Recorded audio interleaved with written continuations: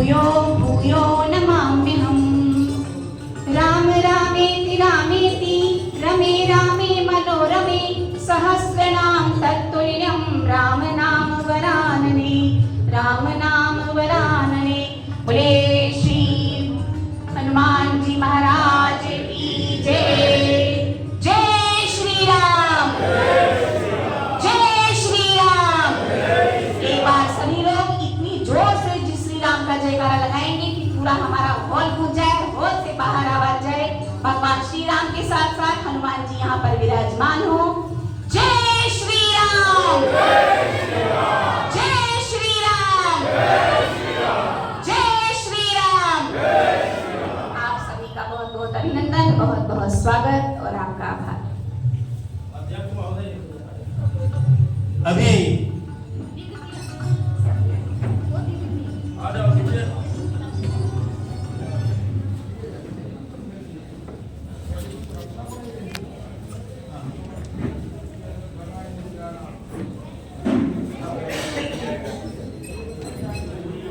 एक बार जरा आगे के कटराट से करें कि पूज्य साहब को छोटा सा अभिनंदन इनके चरणों में प्रेषित कर रहे हैं। आप जोरदार स्वागत करें। आगे अब हम अपने बीच में डॉक्टर प्रदीप जी कुमावत भाई साहब को मंच पर आने के लिए निवेदन करते हैं। वह अपना आशीष और इस कार्यक्रम में क्या कुछ कैसे आपके लिए हमारे हिंद सेवा संस्थान के परम संरक्षक हैं और हमारे संरक्षक के रूप में परम संरक्षक कौन होता है? जो हमको पालता पोसता है, जिसकी शरण में हम होते हैं और हमारा आगे से आगे मार्गदर्शन करता है। तो भाई साहब को मैं आमंत्रित करती हूँ कि वो मंच पर आएं।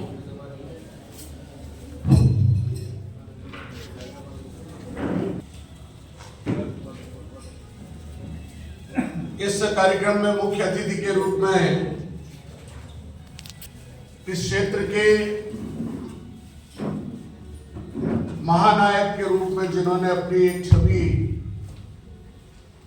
सेवा के माध्यम से बनाई है, एक राजनेता की तरह न होकर एक समाज सेवी की तरह काम करने वाले हमारे प्रतिनिधि विधायक परम आदरणीय फूल सिंह जी मीणा, इस सारे हिंद मानव सेवा कल्याण ट्रस्ट के भाई ओपी जी महात्मा साहब और जिनका नाम ही दिव्य कुमार है। मैं अभी सोच रहा था कि इंद्रदेव जी की नाम में हिंद भी है, अब हिंद है तो हिंदू भी है और फिर उसमें सेवा और जुड़ गई है और सेवा भी मानव की और मानव का भी फिर कल्याण हो तो हिंद सेवा मानव कल्याण चारों पार्ट आपने जोड़ दिए, ऐसा जबरदस्त ट्रस्ट बना दिया तो फिर आगे फिर कुछ कहते बनता नहीं है।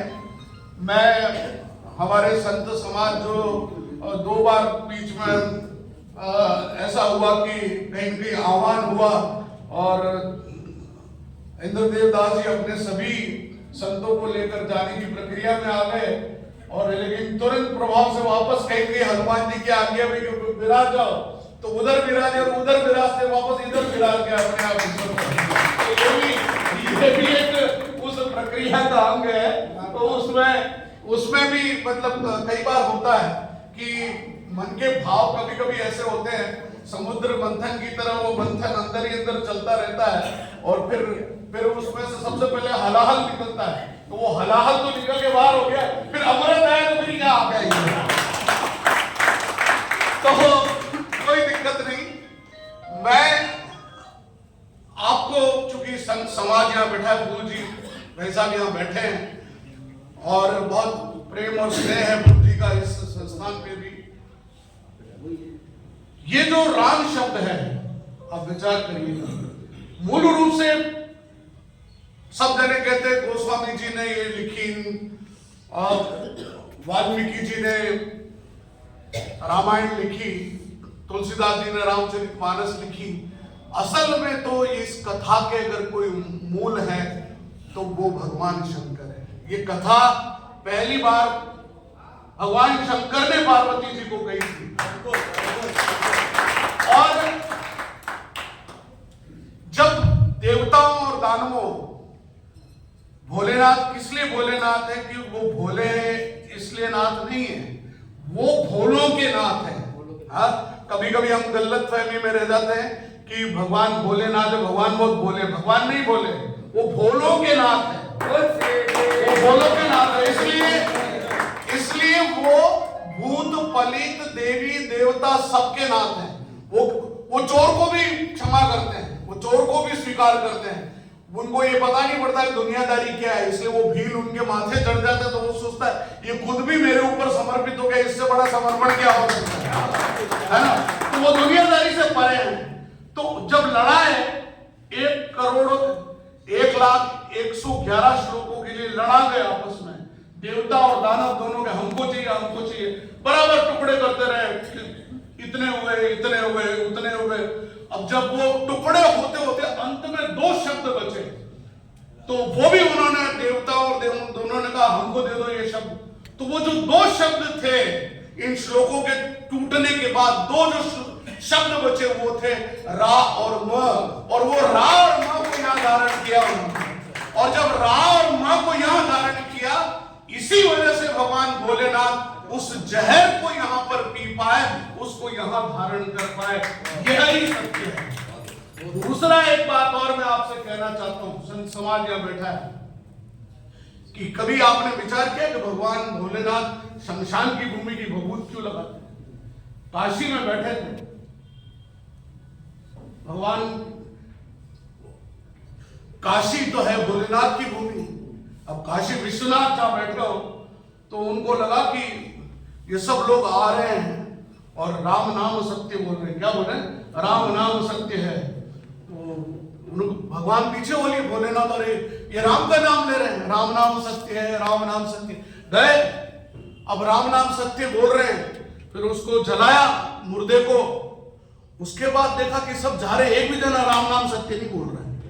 ये क्या चक्कर है? उनका इसका मतलब ये है कि राम नाम सत्य है, जो राम का नाम इसमें था और ये यहां छोड़कर चले गए, तो अब इस राम नाम की उस भभूत को खुद भोलेनाथ ने उठाई है और पूरे शरीर पर लगाई है। इसलिए शमशान की भभूत जब धारण करते हैं तो वो भी इसलिए धारण करते हैं कि इसमें भी राम है। और हम सब भी इसलिए सवेरे राम राम बोलते हैं कि तू राम राम 2 बार क्यों, राम 1 बार क्यों नहीं? जय श्री कृष्ण तो 1 ही बार बोलते हैं, राम राम 2 बार क्यों बोलते हैं? कभी विचार किया आपने? नहीं। क्यों? क्योंकि राम, मैं तुझ में राम देखता हूं, तू मुझ में राम देख, हम दोनों एक दूसरे में जब राम देखेंगे, इसलिए राम राम, इसलिए राम राम। तो राम से बड़ा राम का नाम, राम अद्भुत है। जहां कहीं जीवन के कितनी भी किताबें पढ़ लो, इसलिए हम कहते हैं कि सहस्त्र नाम तत्तुल्यम, राम नाम वरानन है। तो राम का नाम ऐसा है कि वो अपने आप में जो विष्णु सहस्त्र नाम है वो याद नहीं है। पूजी आपने पढ़ा नहीं पढ़ा मुझे नहीं पता, लेकिन अगर आप राम का नाम ले लेते हो तो विष्णु सहस्त्र नाम का पुण्य बल आपको वैसे ही मिल जाता है। और फिर जब राम नाम लेखन की पुस्तिका आ गई तो करोड़ों सहस्त्र नाम, आप विष्णु सहस्त्र नाम पढ़ लो, कोई फर्क नहीं पड़ेगा। केवल 1 कॉपी राम नाम की भर लोगे तो आपका कल्याण हो जाएगा, और उस आपके कल्याण से मानव का कल्याण होगा। और जो सेवा आपकी है वो इस कलम से सेवा कर लोगे, उतना पर्याप्त है। तो ये हिंद अपने आप आगे बढ़ेगा। मैंने क्रम को उल्टा भी करके आपके सामने रख दिया और सीधा भी मैंने प्रारंभ में रख दिया। ज्यादा कहने की इसलिए आवश्यकता नहीं है, क्योंकि फूल जी को हमको सुनना है। आप सब लोग इतनी देर से आपके धैर्य की, मैं आपके धैर्य की परीक्षा की मैं दाद देता हूं कि आपका धैर्य कमाल का है। 10 धर्म के जो 10 गुण बताए गए हैं धर्म के, उसमें सबसे पहला है धैर्य। तो वो धैर्य आप सब ने धारण करके रखा है, ये बड़ी बात है। और मुझे इस अवसर पर याद किया, यदि मुझे भी कहीं जाना था, लेकिन मैंने, वो भी महात्मा जी कहेंगे कि आप अगर एक अकेले आप भी नहीं तो पूरे मंच खाली रहने वाला है।